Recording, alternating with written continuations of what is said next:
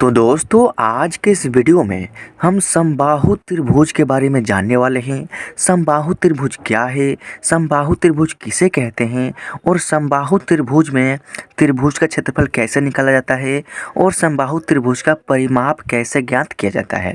तो ये वीडियो काफ़ी इम्पोर्टेंट है, खासकर उन स्टूडेंट्स के लिए जो कि मैथ पढ़ना चाहते हैं। तो देखिए हमारा क्वेश्चन कह रहा है कि यदि किसी समबाहु त्रिभुज, क्या है ये त्रिभुज का सिंबल है, कह रहा है कि यदि किसी समबाहु त्रिभुज की एक भुजा जो है ना 3 सेंटीमीटर है तो त्रिभुज का क्षेत्रफल और परिमाप ज्ञात करें।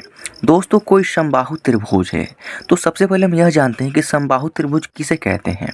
तो दोस्तों जिस त्रिभुज का हर एक भुजा समान हो, यानी हर एक भुजा आपस में बराबर हो, तो उसको हम कहते हैं समबाहु त्रिभुज, यानी समान भुजा वाले त्रिभुज। तो अब देखिए यहाँ पर हम एक त्रिभुज बनाते हैं। देखिए ये है हमारा त्रिभुज और इसमें ये जो है समबाहु त्रिभुज है। क्यों?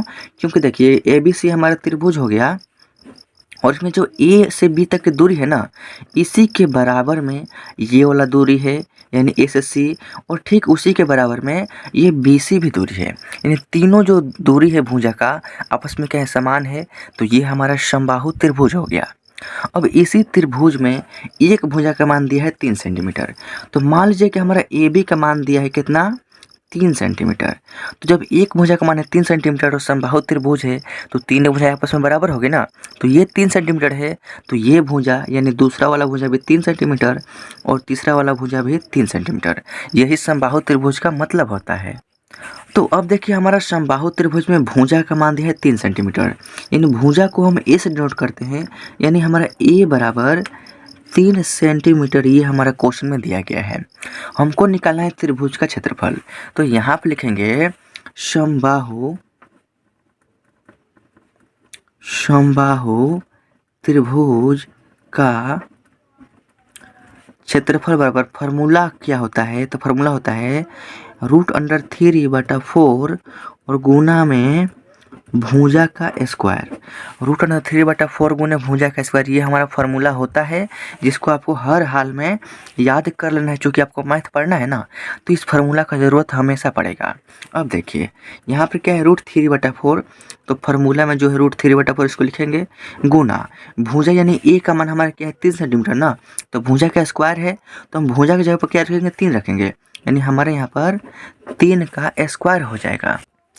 तो अब देखिए यहाँ पर है √3/4 और गुने में 3 का स्क्वायर, यानी 3 का गुना करेंगे 3 में, तो 3 तरीका हो जाएगा आपका यहाँ पर 9। और जब √3/4 में गुना करेंगे 9 से, तो 9 का गुना करेंगे √3 में, तो यहाँ पर आपका 9√3 और बाटा में क्या है 4। और यहाँ पर आपको यह भी ध्यान में रखना है कि जब भुजा है सेंटीमीटर में, तो जब क्षेत्रफल निकालेंगे ना तो इसका यूनिट होता है सेंटीमीटर स्क्वायर, यानी 9√3/4 सेंटीमीटर स्क्वायर। ये हो गया हमारा त्रिभुज के क्षेत्रफल का फाइनल आंसर। तो अब आइए हम त्रिभुज का परिमाप निकालना सीखेंगे। तो आइए क्वेश्चन को एक और बार समझते हैं। क्वेश्चन कह रहा है ये देखिए कोई समबाहु त्रिभुज है ना, इसका भुजा जो है 3 सेंटीमीटर है, यानी एक भुजा है 3 सेंटीमीटर, तो तीनों भुजाएं 3 सेंटीमीटर होगा। अब देखिए त्रिभुज का क्षेत्रफल निकालना था तो हमने निकाल लिया। अब कह रहा है कि त्रिभुज का परिमाप निकालिए। तो समबाहु त्रिभुज का परिमाप बराबर फार्मूला होता है। तो दोस्तों यहाँ पर देखिए हमारा जो भुजा का मान है 3 सेंटीमीटर दिया है और समबाहु त्रिभुज का परिमाप बराबर फार्मूला होता है 3 गुने 1 भुजा, यानी 3 में गुना कर देना है 1 भुजा, यानी भुजा का मान हमारा दिया है 3 सेंटीमीटर। तो यहाँ पर फार्मूला में क्या है 3 है तो 3 लिखेंगे, और 1 भुजा, तो 1 भुजा का मान है 3 सेंटीमीटर, तो हम इसमें 3 से गुना कर देंगे।